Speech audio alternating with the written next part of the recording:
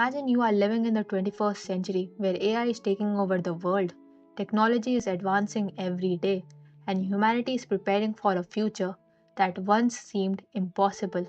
Now imagine hearing at the same time that a 16-year-old boy was brutally beaten just for drinking water from a public hand pump because of his caste. Or imagine a woman begging her family for help because she wants to leave a toxic marriage only to be told to adjust. Imagine living in a society where divorce is considered more shameful than abuse, where talking about sex education is considered taboo, and where outdated mindsets are still passed down from one generation to another. Sounds horrific, right? But for millions of people, this is still reality.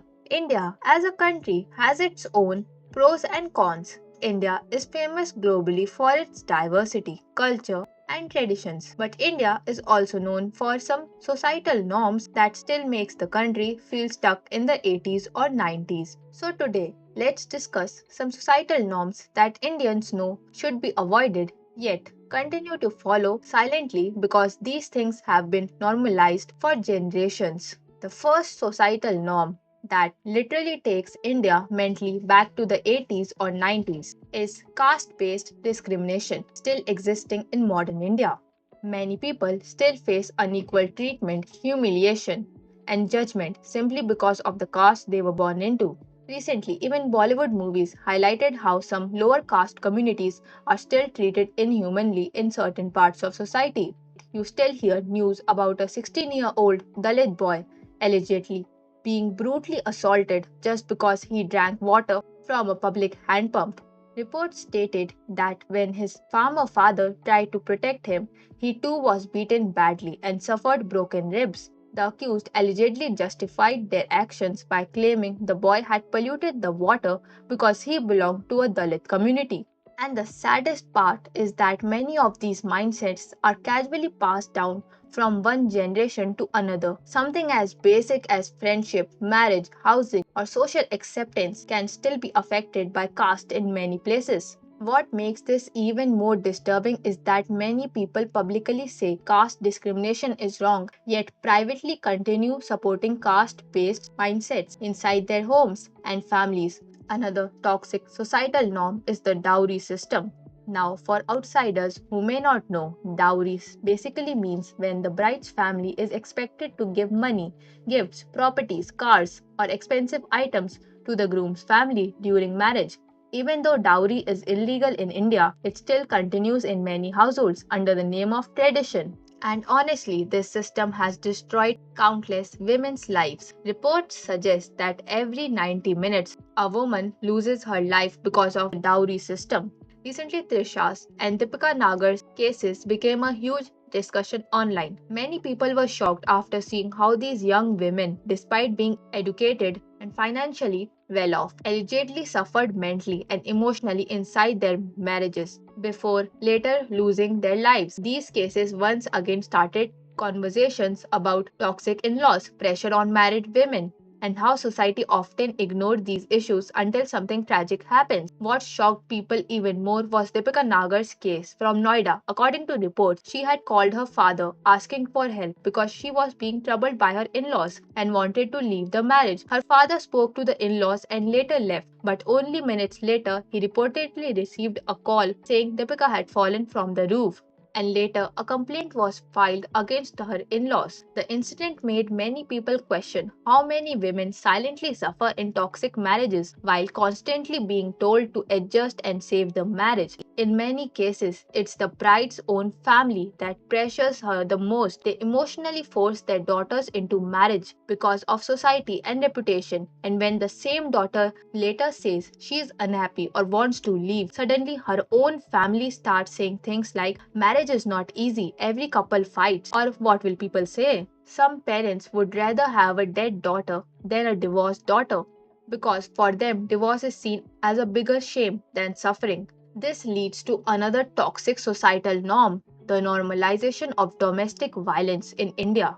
In many Indian households, Domestic violence is still treated as a private family matter instead of abuse, whether it is physical violence, emotional abuse, controlling behavior, or constant humiliation. Society often tells victims to stay silent and adjust for the sake of family reputation. Reports suggest that many women lose their lives every single day due to domestic violence. Many people have become so used to seeing toxic behavior inside households that they don't even recognize it as abuse anymore. Some children literally grow up watching violent fights between their parents every day and slowly starts believing this behavior is normal in marriages. Later, when they grow up, they repeat the same toxic patterns with their spouses. Even neighbors and relatives often know what is happening inside a house, but instead of helping, they say things like, these things happen in every marriage, or don't interfere in husband wife matters. And this is exactly why so many victims continue suffering silently for years. This leads to another toxic societal norm, and that is divorce still being seen a taboo. Even today, many people treat divorce like a shameful thing instead of understanding that sometimes two people are simply unhappy or unhealthy together. In Indian society, people often care more about saving the marriage than protecting the mental health and happiness of the people inside it. Because of this mindset, many people remain trapped in toxic, abusive, or emotionally draining marriages for years. They stay not because they are happy, but because they are scared of society's judgment. And sadly, divorced women are still judged much more harshly than divorced men. Society starts questioning their character, lifestyle, and worth as a person as if they somehow failed in life. A broken marriage should not be considered more shameful than a broken person. Then comes another societal norm, that is, the lack of proper sex education in India. In India, talking about sex education is still considered a taboo. In many schools and households, the topic is treated as something shameful or inappropriate. Because of this, many teenagers grow up confused and misinformed about their own bodies, relationships, and even basic biological knowledge. For example, I was watching this series the other day. It was about teenage romance. Two students simply hugged each other, and later the girl became scared and asked the boy, "What if I get pregnant because we hugged?" At first, this sounds funny, but if you think deeply about it, it's actually sad. Imagine being so uneducated about basic biology that even a simple hug creates fear and panic. And honestly, this may still be the reality for many teenagers today. Even though the internet has changed a lot and children today are exposed to mobile phones from a very young age, many important conversations about sexual health, consent, and relationships still remain avoided. Instead of learning from schools or parents, teenagers end up learning from random people, misinformation, or the internet. Proper sex education is not about promoting vulgarity, it is about awareness, safety, consent, hygiene, and understanding your own body without fear or shame.